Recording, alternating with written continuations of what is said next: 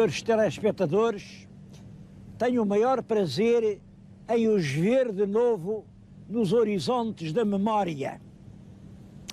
Hoje vou-lhes falar de uma coisa que até podem achar que não é muito importante, porque é uma coisa pequena, mas não são as coisas maiores que são as mais importantes. Eu lembro-me na instrução primária, a gente tinha que aprender de cor os rios. Bom, alguns que são da minha idade ainda se lembram: Minho, Lima, Voga, Cávado, Ave, Douro. Eram os mais importantes, porque entre o Ave e o Douro corre um rio que teve uma importância decisiva para a modelação da paisagem humana e eu acho que até para o curso da história no norte do país. É o rio Lessa. Estão em frente do rio Lessa. Olha, isto agora, assim a esta hora da manhã, parece um pequeno paraíso lírico. Os senhores não imaginam o que isto é quando o sol aperta. Até há uma rivalidade, eu não digo que seja um campeonato, mas há uma rivalidade. Qual é o rio mais sujo que há em Portugal? É o Lessa, que pertence ao Porto, ou é o Trancão, que pertence a Lisboa? Quer um, quer outro, a gente não pode lá estar sem tapar o nariz. E também quer um, quer outro, há 100 anos, eram excelentes lugares de águas puras, onde vinham os pescadores. Também é verdade que um e outro estão agora a ser, enfim, a ser saneados, a ser purificados. Aqui fica esta proposta. Neste campeonato entre Norte e Sul, vamos ver quem se salva mais depressa. Se o Lessa, se o Trancão. Por agora, acho que estão empatados. Acho que estão empatados demais. Gostava de ver estas obras andar mais depressa. A importância histórica do rio Lessa, eu vou ali tentar subir a um castro romano que fica aqui mesmo a Cavaleiro do Rio, para lá vamos compreendê-la melhor.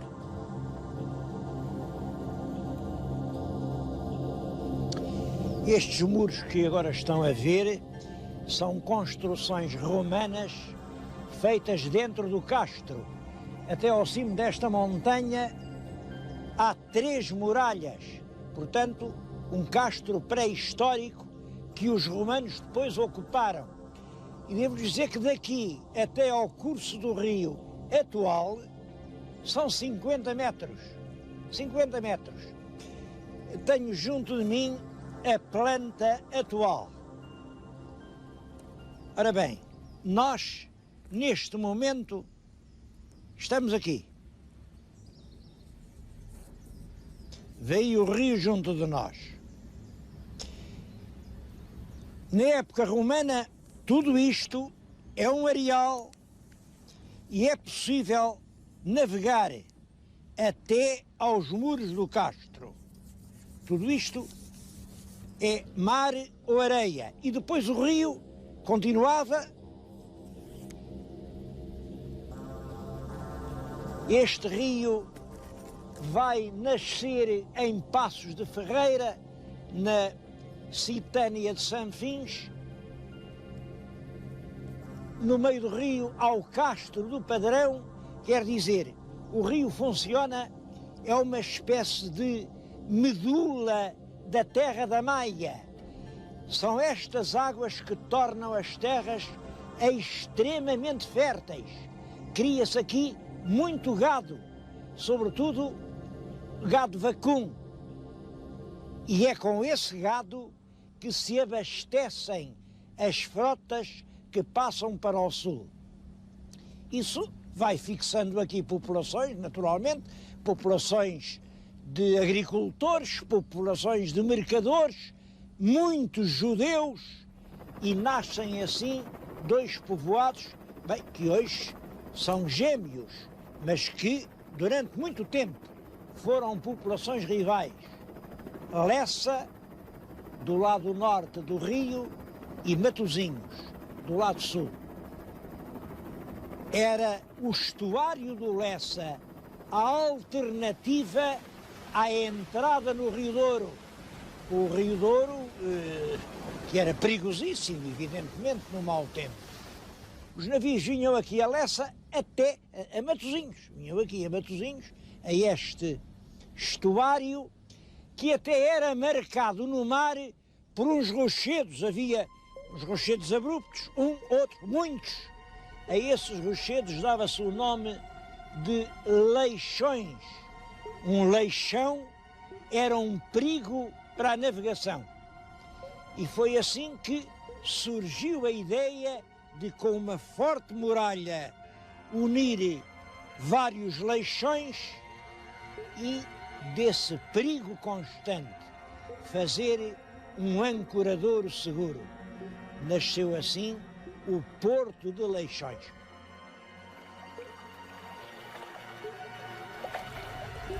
Essa história do Porto de Leixões é uma história antiga. Já no tempo do rei Dom João V, e portanto, quer dizer, na primeira metade do século XVIII, há mais de 200 anos, já se falava nisso. Mas é claro, as coisas são difíceis, custava muito dinheiro, e só quando se deu aqui uma tragédia, em 1852, o vapor Porto, ao tentar entrar a barra, foi atirado para as rochas e morreu quase toda a gente, e gente da alta, eram pessoas de grande prestígio na sociedade portuense. A isso se deve a emoção que a tragédia causou. Então, é claro, depois de acontecido o mal, agora lá se resignaram a fazer finalmente um porto de abrigo em Leixões. Só que o navio afundou-se em 1852, o primeiro plano estava pronto em 54, aí começam as discussões todas, é melhor aqui, não pode ser, não está bem, não sei o quê. Chega a 64, passam 10 anos. Em 10 anos muda o plano, faz outro plano de outra maneira, porque não sei o quê, agora é que está bem. Vai-se fazer, mas não há o dinheiro. Não há o dinheiro, chega a 74. A 74 já lá vão 20 anos. As obras não há maneira de começarem, porque entretanto tinham começado as estradas, os comboios, não sei o quê. Em suma, é no fim do século, já perto de 1890, que se começa a construir o Porto de Leixões.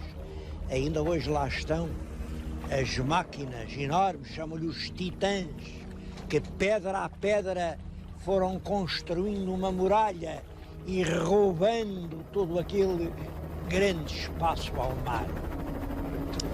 Bom, mas era tarde e o Porto não tardou a assorear, encher-se outra vez de areias, começaram as dragagens, aí resolvem, isso agora já no nosso século, 1936, 40, mais obras, metem o Porto pela terra dentro, o que era o antigo leito poético do Rio Lessa. Olhem, transformou-se nisto, é uma grande doca, uma doca dos anos 40, depois em 70 outra doca, depois mais outra doca, só que entretanto era tarde. Este era o grande porto para onde foram centenas de milhares de portugueses para o Brasil, e acabou a navegação para o Brasil. Este era o grande porto para onde vieram da África milhões de toneladas de algodão que alimentaram as indústrias do Val do Ave.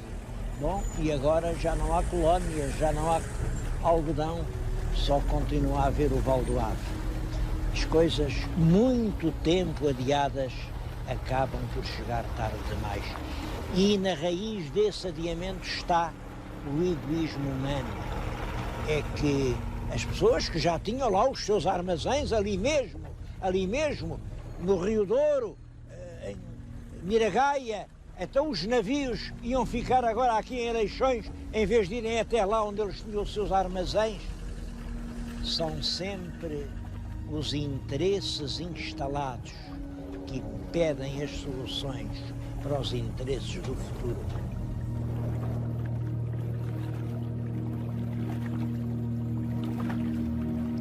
Durante muito tempo, este estuário do Lessa foi uma espécie de porta de saída dos portugueses que iam para o Brasil.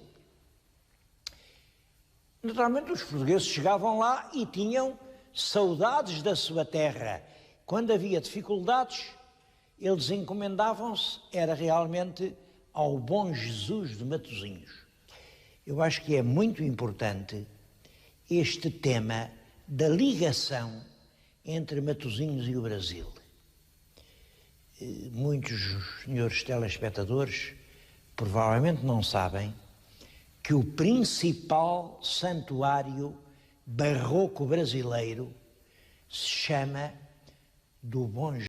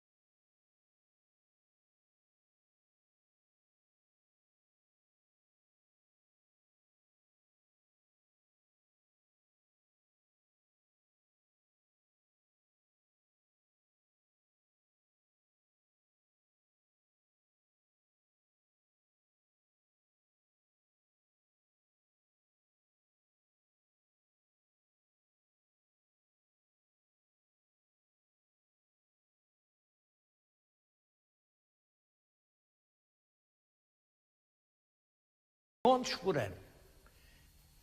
10 contos por ano. Se me fizeres esse milagre, eu quando vier dou um continho para a tua festa. Um conto. Isto é mais tarde, em 1881, este homem é mais apressado. Se vós permitirdes que eu por todo este ano, ou em princípio do ano que vem, regresse à pátria com 10 contos de réis fortes, eu prometo mandar colocar um relógio novo, igual ao da Igreja de Lapa, e dar ainda 2 libras de esmola. Reparem, o especulador vinha com 10 contos fortes, dava 2 libras de esmola. Há muitas cartas de amor. Eles vão para o Brasil a sonhar com tudo, não é só com dinheiro, é também com um futuro feliz. Há uma carta aqui, esta que eu lhes vou ler, vejam. É de 1871. Se me permitires que eu lá case com uma rapariga virgem, de sangue como o meu, branca, bonita, prendada, que não tenha nenhum defeito, que em tudo seja perfeita, que seja de boa família, que tenha boa educação, que a sua beleza não desmereça e que seja mais nova que eu aí, uns 8 ou 12 anos. Eu não sei.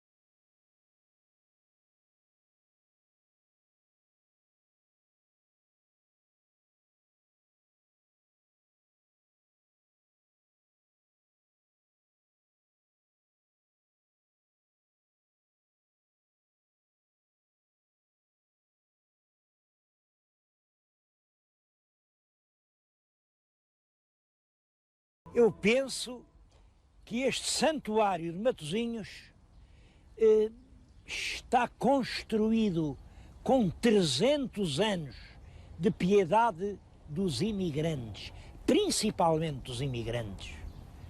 Gente aqui da Terra da Maia que vendia tudo quanto tinha para pagar uma passagem para o Brasil e de lá não se esquecia, ia mandando ano após ano o seu óbolo.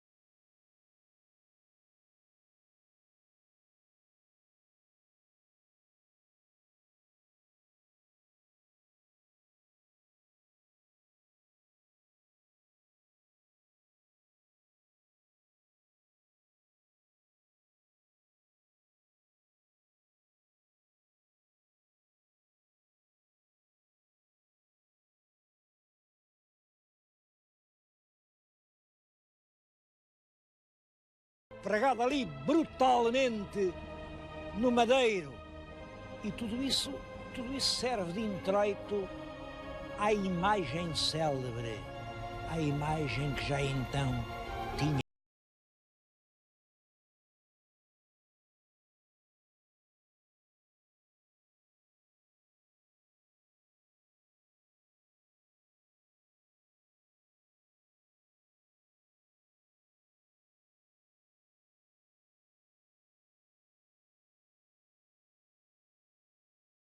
Dúvida de que é uma escultura medieval. Os especialistas dizem século XII, século XIII. Sobre especialistas, eu tenho aqui um livro do Dr. Joel Cleto sobre o Senhor de Matosinhos, que ensina tudo o que se pode saber sobre o Senhor de Matosinhos, e que é um livro realmente muito bem feito.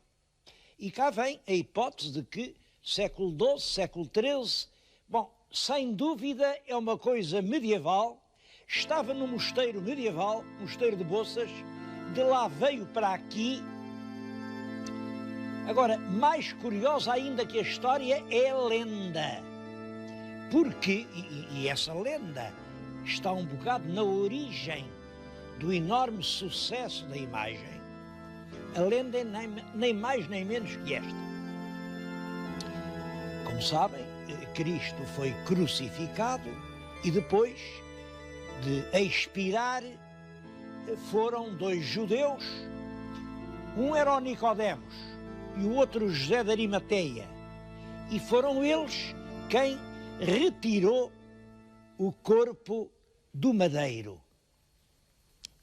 O Nicodemos era um homem culto e aquilo impressionou muito. Matarem uma pessoa só porque ela prega a paz e a justiça e ousa dizer que todos os homens, por serem filhos de Deus, são irmãos entre si. o Nicodemos ficou muito, muito, muito emocionado com tudo aquilo.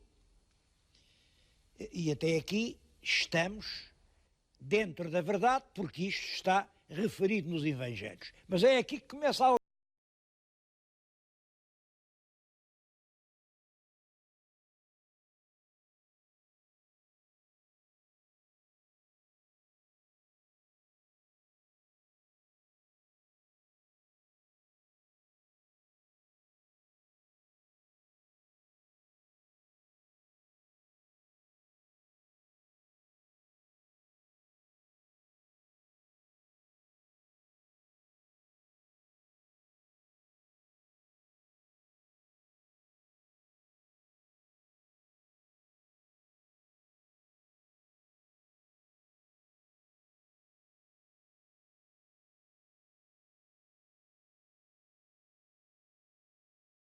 deitou ao mar.